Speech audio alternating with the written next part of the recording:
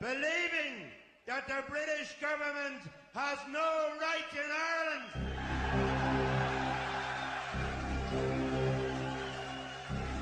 Never had any right in Ireland. And never can have any right in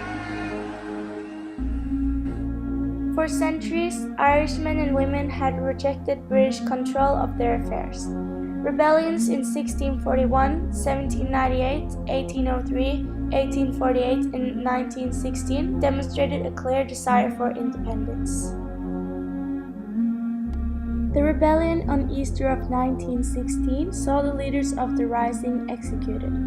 Unable to stand before a firing squad, a badly injured James Connolly was tied to a chair and shot. This execution would lead to a public outcry, which would garner further support for the Republican movement.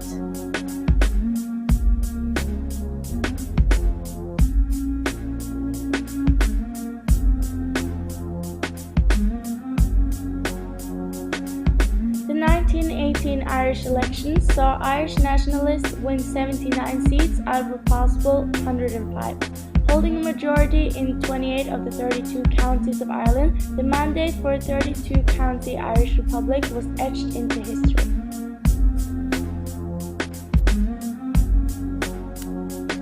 Recognizing the mandate for an independent Irish state, a meeting was drawn up to resolve the conflict.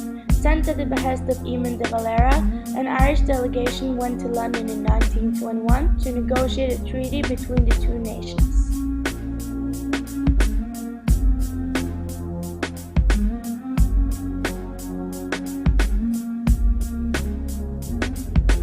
Nearing the end of the talks, British leader Lord George threatened the Irish delegation with terrible and immediate war if the treaty was not signed at once. The treaty would copper-fasten the Government of Ireland Act, which partitioned Ireland into two states, Northern Ireland and Southern Ireland. Under duress, it was signed.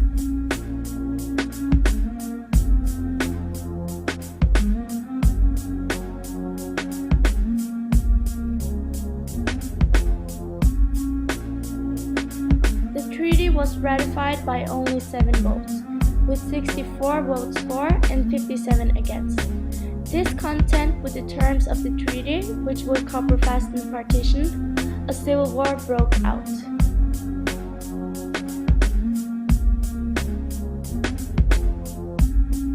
When it was all said and done, over 4,000 Irishmen and women had died, while the country lay divided.